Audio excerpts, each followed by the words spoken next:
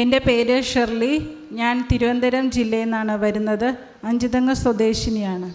ഞാനിവിടെ പറയാൻ പോകുന്നത് ഫസ്റ്റ് സാക്ഷ്യം എന്ന് പറഞ്ഞാൽ എൻ്റെ മോളുടെ കാര്യമാണ്. അതായത് മോള് പ്രഗ്നൻ്റ് ആയിരുന്ന സമയം മുതൽ എനിക്ക് ഭയങ്കര അസ്വസ്ഥതയുണ്ടായിരുന്നു വയറ്റിന്. പക്ഷേ മോള് ഡെലിവറിയൊക്കെ കഴിഞ്ഞ് 4 ദിവസം മോള് ICUലായിരുന്നു.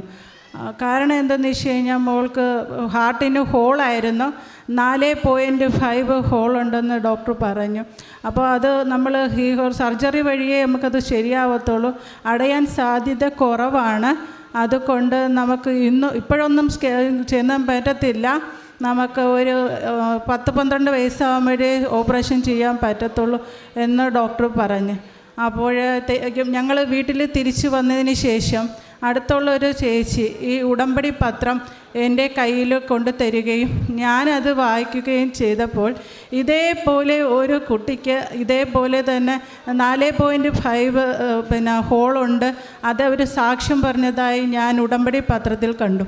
അപ്പോൾ ഞാനും ആ നിമിഷം ഉടമ്പടി എടുക്കാമെന്ന് നേർന്ന് ഇവിടെ പ്രാർത്ഥന സഹായമെന്നും പറഞ്ഞ് നമ്പറിലോട്ട് വിളിച്ച് സിസ്റ്റർ ഫോൺ എടുത്തതിന് ശേഷം ഞാനിങ്ങനെ മോളുടെ കാര്യം പറഞ്ഞപ്പോൾ സിസ്റ്റർ പറഞ്ഞ് തലയിൽ കൈവച്ച് ഞാൻ പ്രാർത്ഥിക്കാമെന്ന് പറഞ്ഞു. പ്രാർത്ഥിച്ചു കൊണ്ടിരുന്നപ്പോൾ തന്നെ എനിക്ക് മോളുടെ ഹാർട്ട് ഹോൾ അടഞ്ഞതായി എനിക്ക് പൂർണ്ണമായും വിശ്വാസമായി. ഞങ്ങളൊരു 6-7 മാസം കഴിഞ്ഞു എക്കോ എടുക്കാൻ പോയപ്പോഴത്തേക്കും ഡോക്ടർ പറഞ്ഞ് പൂർണ്ണമായും ഇത് മാറിയിരിക്കുന്നു. ഡോക്ടറിന് തന്നെ ഇത് വിശ്വസിക്കാൻ പറ്റിയില്ല, ഇത്രയും പെട്ടെന്ന് ഈ ഹോൾ എങ്ങനെയാണ് അടഞ്ഞത് എന്ന് പറഞ്ഞിട്ട്. അപ്പോൾ പെട്ടെന്നാണ് ഡോക്ടർ ചോദിക്കുന്നത് നേരത്തെ എത്രയുണ്ടായിരുന്നു. നേരത്തെ 4.5 ഉണ്ടായിരുന്നു ഞാൻ പറയുന്നു. അപ്പോൾ ഡോക്ടർ പറയുന്നു ഇത് ഇത്രയും പെട്ടെന്ന് അറിയാൻ എനിക്ക് വിശ്വസിക്കാൻ പറ്റുന്നില്ല എന്ന് പറഞ്ഞു. അപ്പോൾ ഞാൻ അപ്പോഴും ജപമാല ചൊല്ലിക്കൊണ്ടിരിക്കുകയാണ്. മോളെ എക്കോ എടുക്കുന്ന സമയത്ത് ഞാൻ ജപമാല ചൊല്ലിക്കൊണ്ട് തന്നെ ഇരുന്നത്. തിരിച്ച് ഞങ്ങൾ വീട്ടിൽ വന്ന് ഇവിടെ ഉടമ്പടി എടുക്കണമെന്ന് പറഞ്ഞിരുന്നപ്പോഴാണ് മോൾക്ക് പിന്നെയും ഈ കരച്ചിൽ എന്ന് വെച്ചാൽ മോൾ ഒരു 6-7 മാസം കഴിഞ്ഞതിന് ശേഷം നിർത്താതെ കരയും. എന്താ കരയണമെന്ന് വെച്ച് കഴിഞ്ഞാൽ കൊച്ചു പാലും കുടിക്കില്ല, ആരടുത്തും പോകത്തുമില്ല, ഭർത്താവിൻ്റെ അടുത്തോ അമ്മയുടെ അടുത്തോ ആരടുത്തും പോകില്ല. അപ്പം നിർത്താതെ ഇങ്ങനെ കരയും. എന്തുകൊണ്ടാണ് ഈ കൊച്ചു കരയുന്നത് നമുക്ക് അറിയില്ല. തിരിച്ച് ഡോക്ടറിൻ്റെ അടുത്ത് കൊണ്ടുപോയപ്പോൾ ഡോക്ടർ പറഞ്ഞ് ഇത് ഹൈബ്രോ പൊട്ടിസ് എന്ന് പറയുന്നൊരു ഓട്ടിസമാണ്. ഇത് നമുക്ക് മെഡിസിനും അങ്ങനെയൊന്നും കൊടുക്കാൻ പറ്റത്തില്ല. നമുക്കിത് കൗൺസിലിംഗ് കൊണ്ടേ മാറത്തുള്ളൂ. അത് കൗൺസിലിംഗ് മനസ്സിലാകണമെങ്കിൽ കൊച്ചിന് എങ്ങനെയെങ്കിലും ഒരു 10-12 വയസ്സെങ്കിലും ആകണം. അതുവരെ നിങ്ങളതിനെ ക്ഷമിച്ചേ പറ്റത്തുള്ളൂ. അത് പ്രഗ്നൻ്റ് ആയിരുന്ന സമയത്ത് ഇയാൾ പേടിച്ചതിൻ്റെ കാരണം കൊണ്ടാണ് മോൾക്ക് ഇങ്ങനെ ഒരിത് വരാൻ കാരണം എന്ന് പറഞ്ഞു. എനിക്ക് പ്രഗ്നൻ്റ് ആയിരുന്ന സമയത്ത് കസേരയിലൊന്ന് ഇരിക്കാൻ പോലും പേടിയായിരുന്നു. എല്ലാത്തിനോടും ഒരു പേടി. അതാ കൊച്ചിന് നന്നായിട്ട് സംഭവിച്ചു. അപ്പോൾ ഡോക്ടർ പറഞ്ഞ് നിങ്ങൾ ഇതിന് വേറൊന്നും ചെയ്യാനില്ല, മരുന്നൊന്നുമില്ല, നമുക്കിതൊന്നും ചെയ്യാൻ പറ്റത്തില്ല. കൊച്ചിനെ സ്നേഹത്തോടെയും ക്ഷമയോടെയും സഹകരിക്കാൻ മാത്രമേ ചെയ്യാനേ പറ്റത്തുള്ളൂ. തിരിച്ച് ഞങ്ങൾ വീട്ടിൽ വന്ന് ഞാനിവിടെ വന്ന് ഉടമ്പടി എടുത്ത് ഈ മോൾക്ക് കുറേശ്ശെ ഇങ്ങനെ മാറിക്കൊണ്ടിരിക്കുക. അപ്പോൾ ഞാൻ ഈ തൈലം പൂശി എന്നും ജപമാലയ്ക്ക് ശേഷം മോളുടെ നെറ്റിയിലും നെഞ്ചിലും ഒക്കെ ഈ കാശിരൂപമൊക്കെ വെച്ചാണ് ഞാൻ കിടക്കാറുള്ളത്. കാര്യം മോളെന്ന് പറഞ്ഞാൽ ആരെടുത്തും ഞാനല്ലാതെ ആരെടുത്തും ഈ കൊച്ച് അങ്ങോട്ടും ഇങ്ങോട്ടും പോകാറില്ല. ഞാൻ ഈ കയ്യിൽ വെച്ചുകൊണ്ട് തന്നെയാണ് എല്ലാം ചെയ്യാറ്. സത്യം പറഞ്ഞാൽ എനിക്കൊന്നും ബാത്റൂമിലോ ഒരു സ്ഥലത്ത് ഫുഡ് പോലും കഴിക്കാൻ പോകാൻ പറ്റാത്ത അവസ്ഥയായിരുന്നു മോളെ കൊണ്ട്. ഇപ്പം മോള് ഒരു കുഴപ്പവും ഇല്ല, എല്ലാവരുമായിട്ട് സഹകരിക്കും, എല്ലാവരുടെ മിണ്ടും. മറ്റേത് ആരെടുത്തും മിണ്ടത്തില്ല, അവളൊന്നും സംസാരിക്കത്തില്ല.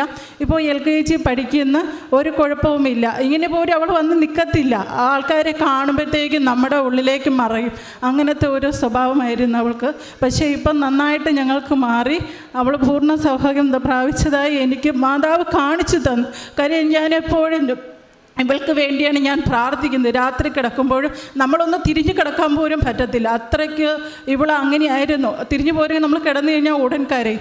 അപ്പോൾ ആ സമയത്തൊക്കെ ഞാൻ ഈ കാശിരൂപം മോളുടെ തലയിൽ വെച്ച് പ്രാർത്ഥിച്ചുകൊണ്ടിരിക്കും.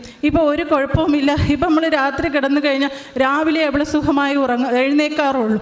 മറ്റേത് നമുക്ക് ഇടയ്ക്കൊക്കെ കൊച്ചുമോള് നിർത്താതെ അങ്ങ് കരഞ്ഞുകൊണ്ടിരിക്കുമായിരുന്നു. പിന്നെ അടുത്തതെന്ന് പറഞ്ഞു കഴിഞ്ഞാൽ 1.5 വർഷം കൊണ്ട് നമ്മൾ പാസ്പോർട്ടിന് അപ്ലൈ ചെയ്തിട്ട് നമുക്ക് ശരിയായില്ല. 1.5 വർഷം കൊണ്ട് ഞങ്ങൾ ഇതിൻ്റെ പുറകെ കാണാത്തവരാരുമില്ല. നിസ്സാരമായിട്ട് അന്ന് തന്നെ ഞാൻ ചേൻ്റെ അടുത്ത് പറഞ്ഞ് നമുക്ക് കാശ് രൂപ എടുത്തിട്ട് നമുക്ക് ഇറങ്ങാം, ഇന്ന് എനിക്ക് മാതാവ് അത് സാധിച്ചു തരും. എന്ന് പറഞ്ഞ് ഞങ്ങൾ ഇറങ്ങി 3 സ്ഥലത്ത് പോയിട്ടും 3 സ്ഥലത്തും അത് പറ്റത്തില്ല, ഇത് ചെയ്യാൻ പറ്റത്തില്ല എന്നും പറഞ്ഞ് ഞങ്ങളെ തിരികെ വിട്ട്. തിരിച്ച് ഇച്ചയും പറഞ്ഞു, ഞാൻ ഒരു സ്ഥലത്തും കൂടെ പോയിട്ട് വരട്ടെ എന്ന് പറഞ്ഞ് ഈ കാശ് രൂപ ലോക്കറ്റും കൊണ്ട് ഇറങ്ങി തിരിച്ച് അപ്പോൾ ഒരു റിപ്പോർട്ട് വെച്ച് തന്നെ നമുക്കിത് ശരിയാക്കാം എന്ന ആൾ പറഞ്ഞ് തിരിച്ച് 8 ദിവസത്തിനകത്ത് ഞങ്ങൾക്ക് ആ പാസ്പോർട്ട് കയ്യിൽ കിട്ടി. 1.5 വർഷം കൊണ്ട് സാധിക്കാത്തത് 1 നിമിഷം കൊണ്ട് മാതാവ് എനിക്ക് കാണിച്ചു തന്നു. പിന്നെ അടുത്ത സാക്ഷ്യം എന്ന് പറഞ്ഞു കഴിഞ്ഞാൽ എൻ്റെ മോനാണ്. മോൻ ഇതുപോലെ 2-3 ആഴ്ചയായിട്ട് പനിയായിരുന്നു. 102 ഡിഗ്രി പനിയൊക്കെ വന്നിട്ട് മോന് ഒരു കുറവുമില്ല. 2 ഹോസ്പിറ്റലിൽ കൊണ്ടുപോയിട്ട് മോന് ഒരു മാറ്റവും ഇല്ല. മെഡിസിനൊന്നും കഴിഞ്ഞിട്ട് അതേപോലെ പനി നിൽക്കുന്നു. തിരിച്ച് ഞാൻ വിഷമിച്ച് വീട്ടിൽ വന്നു മാതാവിൻ്റെ അടുത്ത് നന്നായിട്ട് പ്രാർത്ഥിച്ചു, മാതാവേ നീ ഇതെനിക്ക് മാറ്റി തരണം, എനിക്കിത് മോൻ രാവിലെ എഴുന്നേൽക്കുമ്പോൾ ഒന്നും കാണരുത് എന്ന് പറഞ്ഞ് ജപമാലയ്ക്ക് ശേഷം ഞാനിവൻ്റെ നെറ്റിയിൽ ഈ തൈലം പൂശിയ ശേഷം മോൻ നന്നായിട്ട് വിറച്ചു. പക്ഷെ ഞാൻ ഓർത്തിത് പെട്ടെന്ന് ഇവന് എന്താ പറ്റിയത്, പനി കൂടിയിട്ടാണോ എന്ന് പറഞ്ഞ് ഞാൻ എന്ത് ചെയ്ത് പെട്ടെന്ന് ഷീറ്റ് എടുത്ത് മൂടി. മോനെ എന്താ പറ്റിയെന്ന് പറഞ്ഞു. പക്ഷേ മോന് ദേഹമൊക്കെ വേർത്ത് ഒരു കുഴപ്പമില്ല. ഇപ്പം അതിനുശേഷം 6-7 മാസമായി മോന് ഒരു അസുഖവും വരാറില്ല. മറ്റേ നമ്മൾ എല്ലാ ആഴ്ചയിലും തന്നെ ഹോസ്പിറ്റലുകളിലായിരിക്കും കുട്ടികളെയും കൊണ്ട്. പക്ഷേ ഇപ്പം അങ്ങനത്തെ രോഗസൗഖ്യം ഞങ്ങൾക്ക് ലഭിച്ചു. ഈശോയ്ക്ക് നന്ദി. ഞങ്ങൾക്ക് എന്താ മാതാവിനോട് എത്ര കോടി നന്ദി പറഞ്ഞാലും ഞങ്ങൾക്ക് മതിയാവത്തില്ല. കാര്യം എൻ്റെ മോള് അത്രയ്ക്ക് ഇതായിരുന്നു. എൻ്റെ മോള് ഈ ഒരു അസുഖത്തിൽ നിന്ന് മാറ്റി തന്ന ഈശോയ്ക്കും മാതാവിനും കോടാനുകൂടി നന്ദി ഞാൻ അർപ്പിക്കുന്നു. ഞാൻ പ്രേക്ഷിത പ്രവർത്തനം എന്ന് വെച്ച് കഴിഞ്ഞാൽ കാരുണ്യമായിട്ട് നമ്മളിപ്പം അനാഥാലയത്തിൽ ആഹാരങ്ങൾ കൊടുക്കുക, പിന്നെയെന്ന് വെച്ചാൽ മറ്റുള്ളവരെ സഹായിക്കുക, പിന്നെ കഴിയുന്നത് ദിവ്യബലിയിൽ പങ്കെടുക്കും, പിന്നെ കുമ്പസാരിക്കും. ഇതെല്ലാം ആത്മീയ ജീവിതമായിട്ട് മുന്നോട്ട് പോയിക്കൊണ്ടിരുന്നു. എപ്പോഴും ബൈബിൾ വായിക്കും. ബൈബിളെന്ന് പറഞ്ഞ് എനിക്ക് ഒരു ദിവസം പോലും ഭക്ഷണം കഴിച്ചില്ലെങ്കിൽ ഒരു കുഴപ്പവുമില്ല. പക്ഷേ എനിക്ക് ബൈബിൾ വായിച്ചില്ലെങ്കിൽ അതെന്തോ എനിക്കൊരു നഷ്ടമായിട്ടാണ് തോന്നുന്നത്. അന്ന് എനിക്ക് ഉറങ്ങാൻ കിടന്നാൽ ഉറക്കം വരാറില്ല. ഞാൻ എഴുന്നേറ്റ് പ്രാർത്ഥിക്കും. ഇന്നലെ തന്നെ രാത്രി 11:30 മണിയായിട്ട് മിച്ചേൻ്റെ അടുത്ത് ചോദിച്ചു, നീ എന്താ ഇതുവരെ ഉറങ്ങിയില്ലേ? അപ്പോഴും ഞാൻ പ്രാർത്ഥിച്ചുകൊണ്ടിരിക്കുക. എനിക്ക് ബൈബിൾ വായിക്കാതെ എനിക്ക് കിടക്കാൻ പറ്റത്തില്ല. കാര്യം അതെനിക്ക് മാതാവ് തന്ന ഒരു അനുഗ്രഹമായിട്ട് ഞാൻ അതിനെ കണക്കാക്കുന്നു. ഒരു നിമിഷം പോലും ദൈവമേ നീ എൻ്റെ കൂടെ ഉണ്ടാകണം എന്നുള്ള ഒരു പ്രാർത്ഥനയുള്ളൂ. മാതാവ് എൻ്റെ കൂടെ ഉണ്ട്, അതെനിക്ക് ഉറച്ച് ഞാൻ വിശ്വസിക്കുന്നു. ഞങ്ങൾക്ക് ഇത്രയും നന്ദി പറഞ്ഞ് തന്ന ദൈവത്തിന് കോടാനുകൂടി നന്ദി ഞാൻ ആശംസിക്കുന്നു.